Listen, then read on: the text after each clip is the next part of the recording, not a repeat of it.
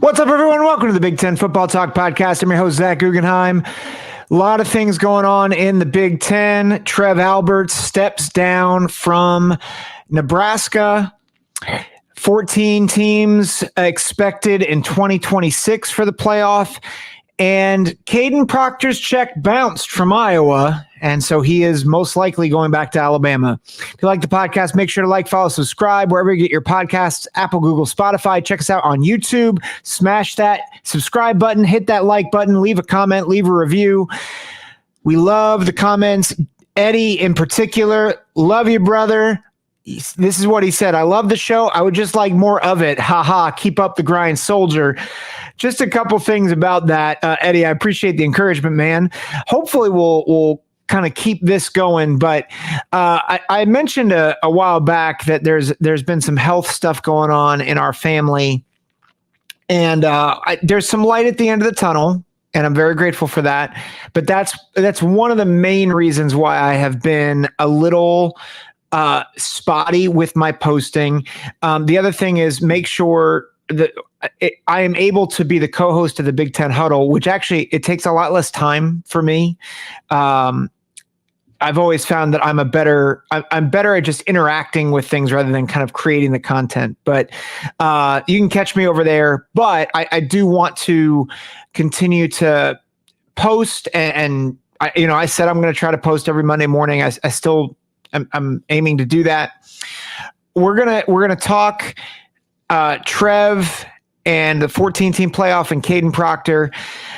I want to start with Trev because I was on a service trip a week ago, and the news dropped that Trev was leaving Nebraska, and I was stunned by that news because Trev Alberts is a favored son, and for Nebraska fans, it has not worked out for favored sons, right? Like Scott Frost, if you've been listening to me at all over the past several years, I think if you saw most repeated topics, you'd probably see mostly Ohio State. But secondarily, you would find Scott Frost should be fired.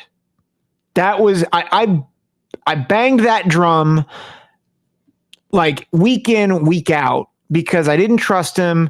And I think you guys know my slogan from, for the past several years now: you are who you are. Like at some point you just are who you are. And Scott Frost wasn't getting it done.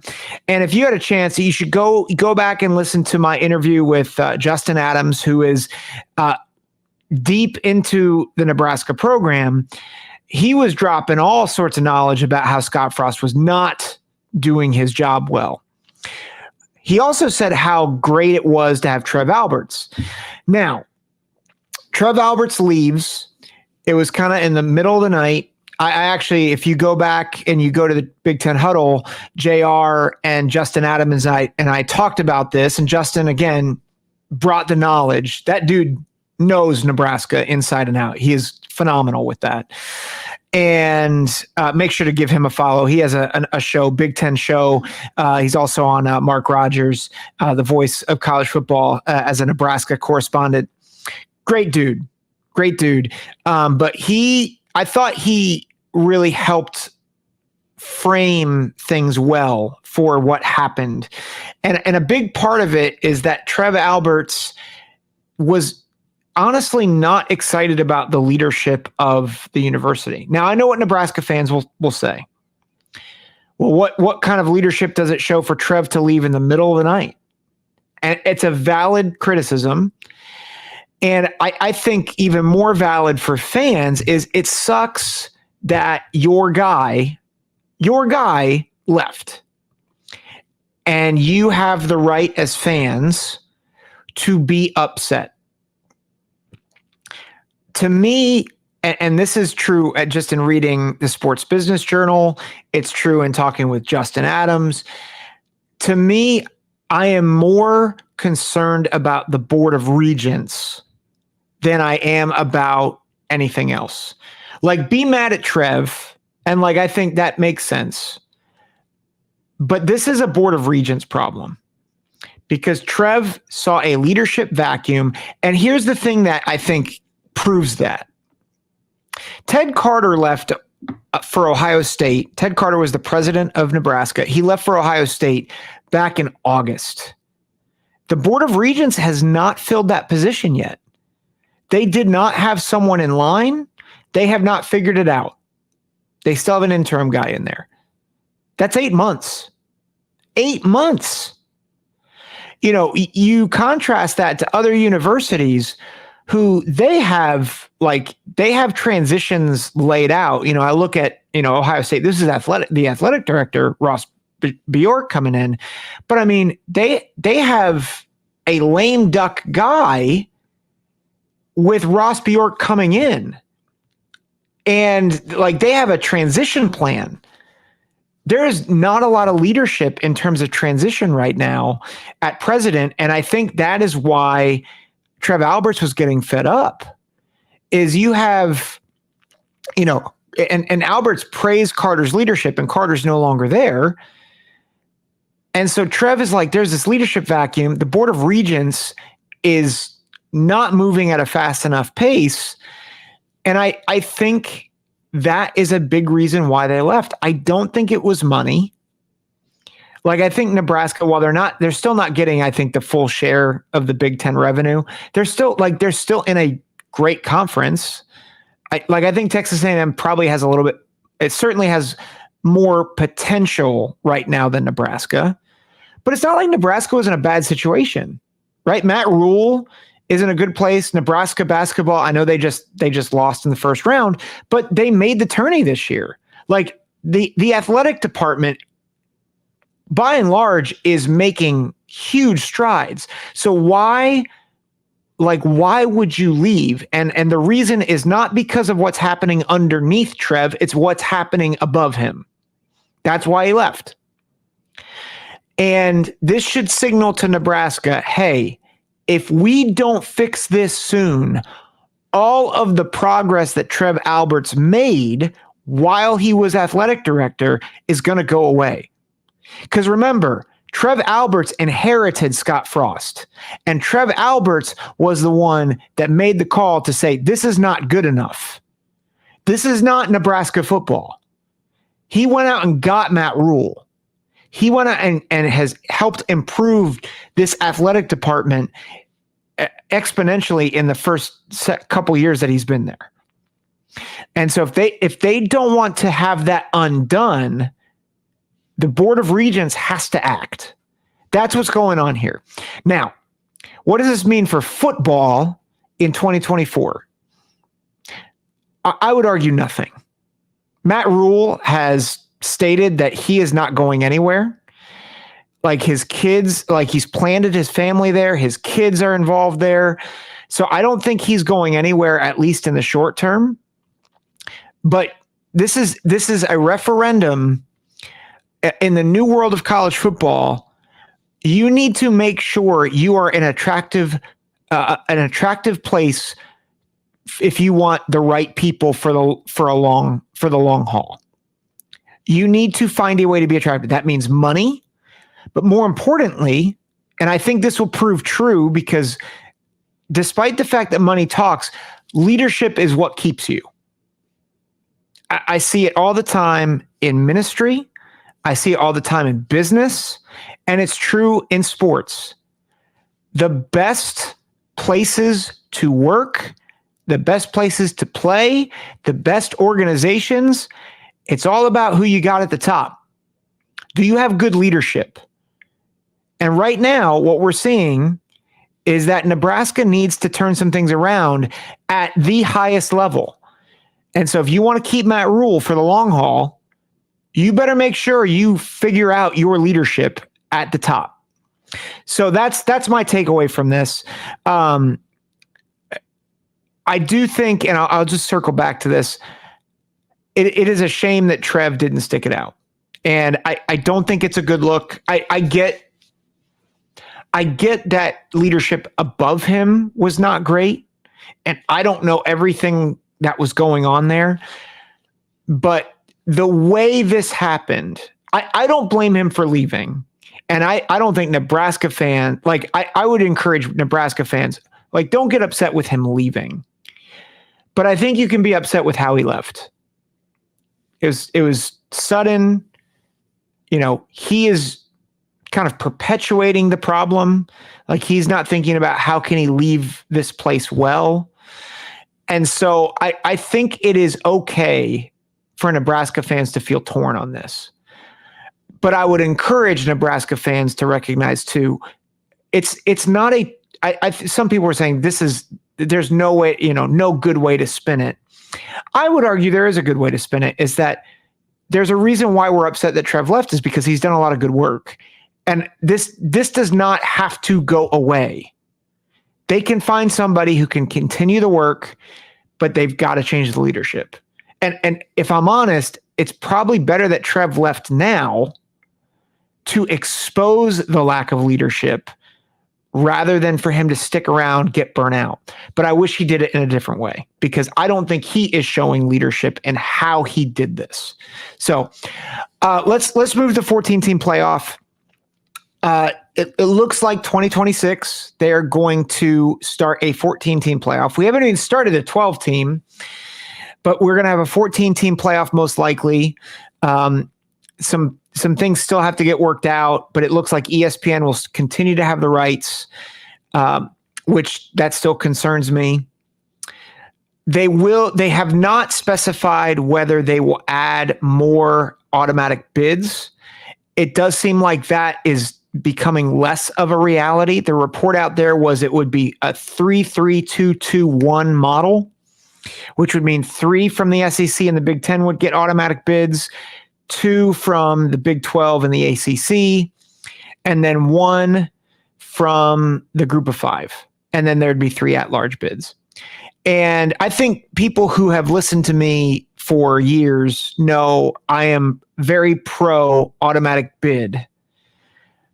I am not pro automatic bid for no reason. And so when I heard that, it felt like a power play by the SEC and the Big Ten. And let's just call it what it is. That's exactly what it was. And I didn't like it, because as much as it would benefit the Big Ten, it defeats the purpose of why I wanted an expanded playoff to begin with. I wanted an expanded playoff because 4 teams with 5 Power 5 conference champions never made sense. And I will go to my grave saying that. It was dumb. It's still dumb. If you want to have a playoff that actually determines a true champion, you need representation from all the power conferences. Here's the problem with where we're at now, though. I think very clearly this whole thing is moving towards 2 power conferences in the SEC and the Big Ten. We just saw Clemson sue for the grant of rights, so they're the second team in the ACC to do that. And quite honestly, they're the other big power outside of Florida State that needed to do it to I think, to get things in motion. We'll talk about that in a future podcast. But the reality here, it was never, we are living in a world of transition, because I think that's where we're headed. I think we're headed to an all SEC, all Big Ten world, and then probably a secondary playoff for teams outside of that. And I think the Big Ten, the SEC, they'll start sucking up the remaining power conference teams, and you'll have something like an NFL model. I think that's where we're going. But that being said, until we get there, I don't think you can start saying, well, the SEC and the Big Ten are better than everybody else, therefore give them more automatic bids. No. I think you're going to have at-larges. Then it'll make sense that they'll get weighted with the better teams that'll prove it on the field. And I think it'll work itself out. So I like that they have not guaranteed more automatic bids. I do think, though, there is the benefit, the financial benefit. So I think the Big Ten and the SEC are making, I think, a 33 to 40% more per school than the ACC and the Big 12 and Notre Dame. And the group of five, I think, is making pennies compared to what the other Power 5 conference teams are making. So there is a benefit for the Big 12 or the Big 10 and the SEC, which again, I don't know how I feel about that. But, and I keep saying this, I think that's another signal that at some point we're gonna end up with SEC Big 10 as the two big dogs, and it's going to be an NFL model. Because guess what? Teams don't want to play second fiddle financially. You know, they don't want to see Northwestern making the same amount of money as Florida State, Notre Dame, and Utah. Like they want, like they're going to want their cut. So I do think this is going to end up getting to those two major conferences and having that type of a playoff system where we go to pods and divisions, which I think for traditionalists that stinks. But I think for the competitive balance and for the way the sport is going, I think it makes sense. Now, I think the big thing to note here is that Notre Dame they get impacted both positively and negatively for this. The positive is that there's now more at-large opportunity for them. And so because they're not in a conference, they have no way to get a top 4 seed. Well, now it would be, if it's a 14-team playoff, it would be a top 2 seed, which that's going to be really hard to get for anybody. And so it'll be the top 2 conference champions. I'm assuming. They haven't said how they'll structure it yet, but I'm assuming it'll be similar to the NFL model where your top 2 seeds get a bye and everybody else plays the first weekend. So that impact lessens, gives them more availability or more opportunity. At the same time, they're not making as much as the Big 10 and the SEC, which I think continues to further the narrative that Notre Dame is going to have to join either the Big 10 or the SEC. And I don't think there's a world out there where the Big 10 or where Notre Dame would prefer the SEC over the Big 10. I think the Big 10 is more financially viable. You maintain all of your, well, not all, but most of your major rivalries.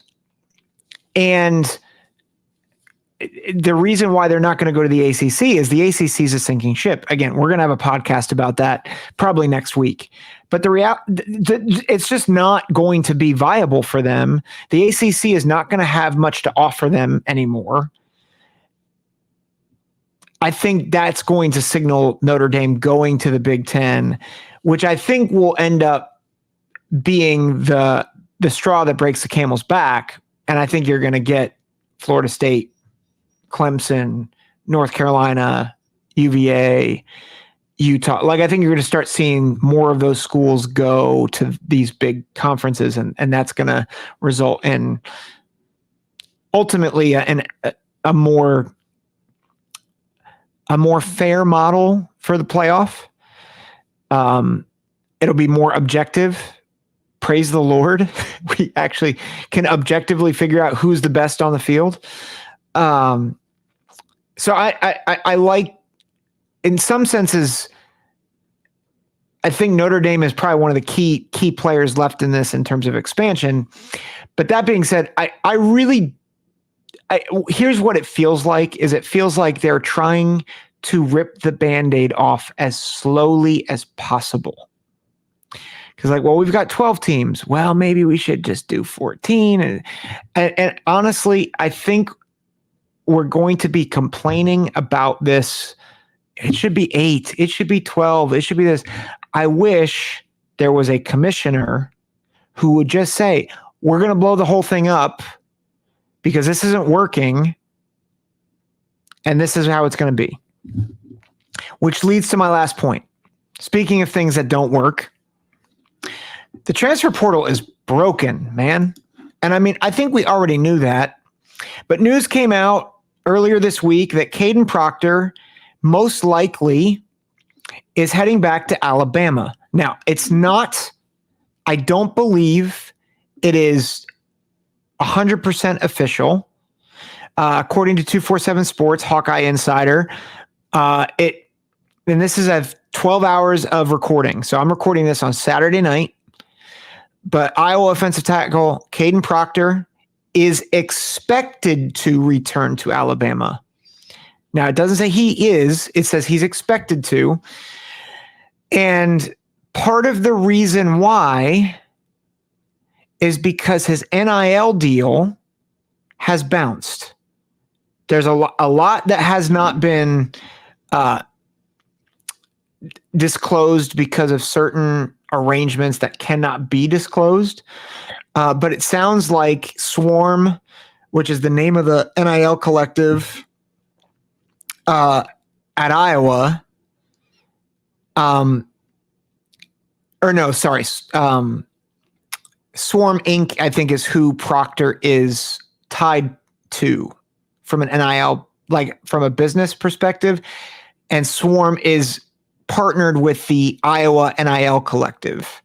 And Iowa's collective, for some reason, the funds that are supposed to go to Swarm Inc., which they are supposed to bankroll Proctor, they have not gotten the funds to give the money to Kadyn Proctor.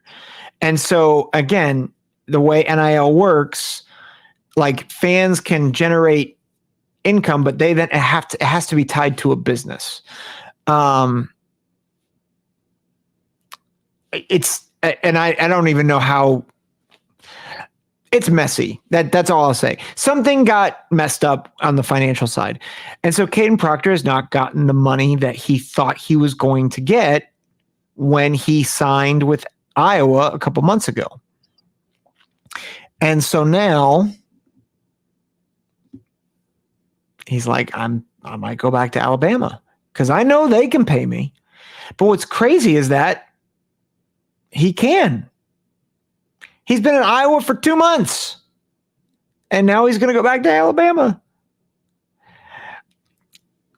A few things here. First of all, I'm all about protecting student athletes. So what I'm about to say is not me going back on that. It's actually reinforcing it. This does not help student athletes learn to persevere. Now, I'm not blaming Kadyn Proctor. I'm blaming the system because Kadyn Proctor went to Iowa thinking he was going to get paid and that he'd be taken care of. And listen, regardless of what you think about, should student athletes be making money or not, that's forget that for a minute. If you're Kadyn Proctor and you're offered $500,000 and you get there and it's not there, you're going to be upset. Heck, if someone says, I will give you $500, you will be upset. But we're talking probably a deal in the 5 to 6 figures, if not more. He went to Iowa thinking that he was going to have this. So the system stinks. And how are you supposed to build a team when a kid can come into your program for 2 months and then leave? See, both are problems. The way NIL runs is a problem, and the fact that we can let student athletes just jump around wherever they want, whenever there's a window open, it is not teaching these kids how to stick and persevere. And the reality is, I don't think Kadyn Proctor's I'm not going after Kadyn Proctor on this, but it opens a door to say, hey, if you don't get what you want, just go somewhere else. If you what's to say, hey, you came in the spring and January and You didn't win the job in April? All right, see ya. Like, what quarterback is going to win a battle unless if he's super experienced and mega talented? What quarterback's going to win a job where he's only studied the playbook for 3 months and has been in class, and all of a sudden it's like, oh, I don't have the job, I'm going to go somewhere else. Like, it's not teaching these kids how to do life. Like, you got to learn to push through pain and push through hardship. And what we've done is we've completely neutered that with NIL, or with the transfer portal and NIL. Now, I'm not saying that I'm against the transfer portal. I'm not against NIL. But what I hate is just how unregulated and how unhelpful the lack of regulation is, which brings me back to a very common theme on this podcast, is that the NCAA stinks. They stink, and they have done nothing, absolutely nothing, to help mitigate this. And it's a detriment to the players because, again, who's advising them? Like, who's giving them wisdom in these scenarios? And also, like, who is advising them in these NIL deals? Who's making sure that these NIL deals are fair? Right? Like, there's no regulation to this at all. And the NCAA has just said, it's fine. It's not really our sport anyway. We're just going to go give some minor violations for cheeseburgers, right? That's a whole nother topic. When stuff comes out about Michigan, we'll talk about it. But it's so stupid that they cannot figure this out. And I get it's a big deal. Like, it's a big thing. It's not easy to figure this out legally. And you have to walk this line of, well, we want to give student athletes freedom, and we really want to teach them and train them for life. And especially when you have coaches and athletic directors who walk at the first sign of more money, it feels hypocritical to say, well, if coaches can do it, why can't student athletes do it? And I get that. I just think you have to be careful with how you go about that, because on one hand, I agree that it stinks that coaches do that. Most of the time, coaches are not leaving after 4 months. Most coaches, they are, they're there for a few years, and then they either get fired or they take a promotion, right? And they can do it at any time, but they have other factors to consider too. And I would love to see this with coaches also. Like, the grass is not always greener on the other side for coaches. And so I would love it if even coaches started to set the standard of, hey, I want to be here for the long haul. Like, I love that Matt Rule said, hey, I'm here even if other guys left. Because I think that shows, okay, it's good to persevere. So here's my bottom line. We've got to find a way to thread the needle with NIL and with the transfer portal, with the way college football is changing, to have smarter and wiser boundaries, right? You guys know I'm a Christian. Psalm 16, the boundary lines have fallen from here in pleasant places. Indeed, I have a beautiful inheritance. Boundaries give freedom. They don't restrict freedom. Boundaries will make this so much better. And so whoever is in charge, they should take charge, because this doesn't work. And again, this is not me bagging on Kadyn Proctor. this is me bagging on student athletes, but more importantly, that we have opened up the door to make this an okay thing. We need more boundaries. And you know who needs to make the boundaries? The adults. And you know who've abdicated all responsibility? The adults, particularly the ones in Indianapolis, Indiana. So that'll do it for the Big Ten the Big Ten Football Talk podcast. I almost forgot what podcast I'm on. Again, like, follow, subscribe. Check us out on the Big Ten Huddle. We're on Tuesday nights, 9 p.m. Also, if you want to follow basketball coverage, I know JR will be posting on Sunday night at 9 p.m. as well. But check us out there. That's where I'm going to be doing the majority of my podcasting. But again, Monday mornings, I'll be dropping them hot here. My one encouragement, if I miss a week, I promise it's not because I'm bagging it. It just, life has been crazy right now. But I appreciate you guys from the bottom of my heart. Thanks for listening. Take care. God bless.